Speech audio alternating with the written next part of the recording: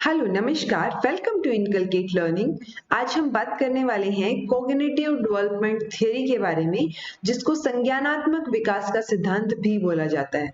इससे पहले जो आपका जेंडर, स्कूल एंड सोसाइटी का जो सब्जेक्ट है, उसमें हम 4 में से 3 थियरीज ऑलरेडी कर चुके हैं और आज जो है वो है कॉग्निटिव डेवलपमेंट थ्योरी के बारे में, and this is presented by me Raveena. सबसे पहले हमें पता होना चाहिए कि कॉग्निटिव डेवलपमेंट होता क्या है।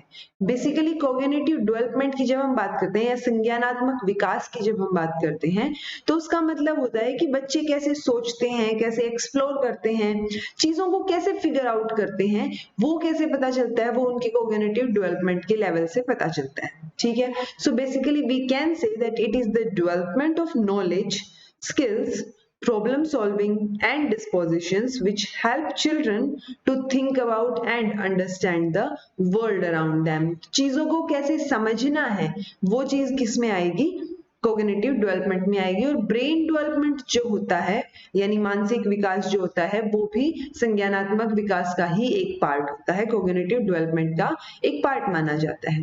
अब हम बात करते हैं कोलबर्ग की कॉग्निटिव डेवलपमेंट थ्योरी के बारे में, और हमें ये याद रखना है कि जो आपका चाइल्डहुड एंड ग्रोइंग अप का सब्जेक्ट है, उसमें एक टॉपिक है कोलबर्ग की मोरल डेवलपमेंट थ्योरी। उसके साथ हमें इसको कंफ्यूज नहीं करना है। जो कोलबर्ग की मोरल डेवलपमेंट थ्योरी है, उसमें भी 3 स्टेजेस होती हैं और कॉग्निटिव डेवलपमेंट की थ्योरी में भी 3 स्टेजेस होती हैं। बस फर्क ये है कि जो मोरल डेवलपमेंट की स्टेजेस हैं वो कौन सी हैं, प्री कन्वेंशनल, कन्वेंशनल और पोस्ट कन्वेंशनल स्टेजेस हैं, वो भी चाइल्ड डेवलपमेंट से रिलेटेड होती हैं। लेकिन कॉग्निटिव डेवलपमेंट की जो थ्योरी है कोलबर्ग की, उसमें उन्होंने किस चीज की इंपॉर्टेंस को रिकॉग्नाइज किया है, ऑब्जर्वेशनल लर्निंग को, कि जो बच्चा जब बचपन से देखता है, सब चीजों को ऑब्जर्व करता है, हम उससे बात करते हैं और वो नहीं बात कर पाता, उस टाइम पे भी वो चीजों को ऑब्जर्व कर रहा होता है। तो कोलबर्ग ने जो है रिकॉग्नाइज किया इस ऑब्जर्वेशनल लर्निंग की इंपॉर्टेंस को, और उसी बेसिस पे उन्होंने जो है ये थ्योरी दी, और इसमें भी 3 स्टेजेस हैं। बट कोलबर्ग ने एक डिफरेंट पर्सपेक्टिव दिया जब हम कोलबर्ग की कॉग्निटिव डेवलपमेंट थ्योरी की बात करते हैं।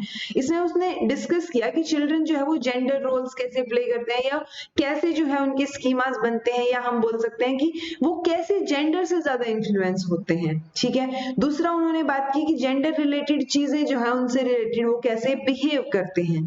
तो बच्चों का और जेंडर का इसमें जो है रोल दिखाया गया है। इसी वजह से ये जो टॉपिक है ये आपके जेंडर, स्कूल एंड सोसाइटी के सब्जेक्ट में है।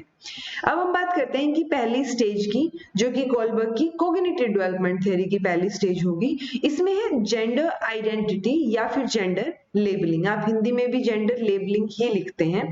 तो जब जेंडर आइडेंटिटी की हम बात करते हैं, तो इस वर्ड का लिटरेरी मीनिंग की अगर हम बात करें तो it's an individual's personal sense of having a particular gender।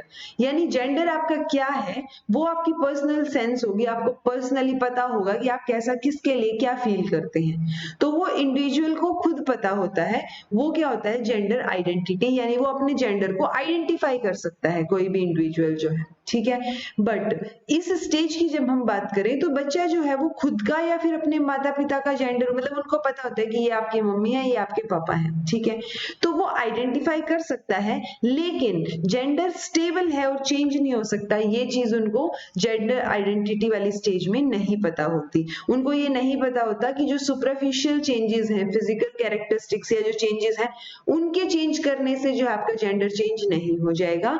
यानी कि अगर आप लड़की हैं और लड़कों के कपड़े पहनते हैं, सो वाइस वर्सा, तो उससे आपका जेंडर चेंज नहीं हो सकता। आपके लेंथ जो है हेयर की वो ग्रो करेगी, आपकी एज जो है बढ़ेगी, लेकिन आपका जेंडर सेम रहेगा। बट ये बात उनको जेंडर आइडेंटिटी की स्टेज में नहीं पता होती।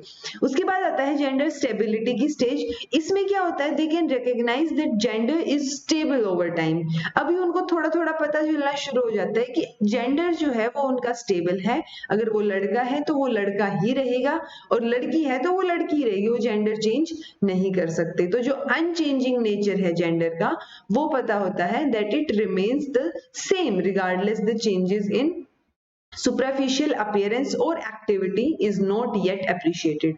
अब कपड़े बदल सकते हैं, वैसे जेंडर भी बदल सकते हैं, ये चीज उनको बदल सकते हैं ऐसा या फिर नहीं बदल सकते, ये चीज उनको नहीं पता होती अभी तक।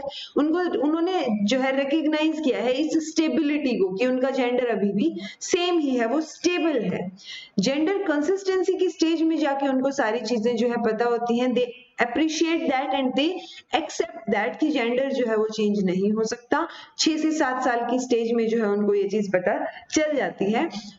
At around the age of 6 or 7 years, were children judged to have an insight into the consistency या constancy of sex regardless of the passage of time, changes in context, transformation, यानी कोई भी चीज चेंज हो, physical features change हो या आपकी height weight कुछ भी चेंज हो, बट आपका जेंडर जो है वो सेम रहेगा। और यही स्टेज जो है वो क्या हो जाती है, क्रिटिकली इंपॉर्टेंट हो जाती है जब हम जेंडर टाइपिंग प्रोसेसेस की बात करते हैं। यहाँ पे आके उनको पता चल जाता है कि जेंडर जो है वो क्या है, कांस्टेंट है, कंसिस्टेंट है और वो पूरी लाइफ टाइम तक उनका सेम ही रहेगा। और दूसरी बात जो हमें ध्यान रखनी है वो है कि एक जेंडर कॉन्स्टेंसी की भी थियोरी होती है, उससे भी इसको कंफ्यूज नहीं करना है। ये एक स्टेज है जेंडर कंसिस्टेंसी की, तीसरी स्टेज जो हम कोलबर्ग की कॉग्निटिव डेवलपमेंट की थियोरी में बात करते हैं। जब हम क्रिटिसिज्म की बात करते हैं इस थियोरी की, तो इस थियोरी ने क्या बताया कि जो इस थियोरी का कहना था कि बच्चे जो है 3-4 साल तक जो है उनको जेंडर आइडेंटिफिकेशन होती है, लेकिन जब अगर हम प्रैक्टिकल लाइफ की बात करें तो जब हमें 3-4 साल या 2-3 साल तक जब जेंडर आइडेंटिफिकेशन होता है, बच्चे उससे पहले ही जेंडर के बेसिस पे बिहेव करते हैं। ये इसके क्रिटिसिज्म में जो है इंक्लूड किया गया कि जब तक उनको पता भी नहीं होता कि वो लड़का है या लड़की, उससे पहले ही वो वैसे ही बिहेव करते हैं जैसे कि एक पर्टिकुलर जेंडर बिहेव करता है। तो ये इनका क्रिटिसिज्म में आ गया। दूसरा जो पॉइंट है इनका क्रिटिसिज्म में वो है कि चिल्ड्रन जो है वो पर्सपेक्टिव डेवलप करते हैं वर्ल्ड के लिए जेंडर के अकॉर्डिंग, बट सिर्फ जेंडर के अकॉर्डिंग ही क्यों करते हैं, ये चीज इन्होंने कुछ भी नहीं कहा इस मुद्दे पे। तो ये भी जो है क्रिटिसिज्म में पॉइंट में आता है कि उन्होंने ये चीज नहीं डिस्क्राइब की कि सिर्फ जेंडर के बेसिस पे वो जो है अपनी धारणाएं क्यों बनाते हैं। ठीक है, फिर आता है कि जेंडर डेवलपमेंट जो है depends upon the assumption that gender is constant. ठीक है, लेकिन रिसर्चर्स का मानना है, इन्होंने तो सिर्फ जेंडर के बेसिस पे चीजें बताई कि जेंडर के बेसिस पे वो जो है वर्ल्ड के लिए पर्सपेक्टिव बनाते हैं, लेकिन जेंडर जो है वो एक जो ह्यूमन डेवलपमेंट है या जेंडर है, ये बहुत कॉम्प्लेक्स प्रोसेस होता है। तो आप जो है सिर्फ जेंडर के बेसिस पे ह्यूमन डेवलपमेंट या चाइल्ड डेवलपमेंट के बारे में बात कर रहे हैं, वो चीज ठीक नहीं है। तो ह्यूमन डेवलपमेंट जो है एक बहुत ही कॉम्प्लेक्स प्रोसेस है और ये बहुत सारे फैक्टर्स पर डिपेंड करता है। ठीक है, ये चीज भी जो है, क्योंकि इन्होंने सिर्फ जेंडर की बात की थी, और ह्यूमन डेवलपमेंट या चाइल्ड डेवलपमेंट की जब हम बात करेंगे तो वो बहुत कॉम्प्लेक्स होता है और वो बहुत सारे साइकोलॉजिकल, सोशल, बहुत सारे फैक्टर्स पे जो है डिपेंड करता है। So this was all about today. ये था हमारा कॉग्निटिव डेवलपमेंट थियरी। अगर आपको वीडियो पसंद आई हो तो लाइक कीजिए, शेयर कीजिए और सब्सक्राइब कीजिए इनकलकेट लर्निंग को। Thank you so much for watching.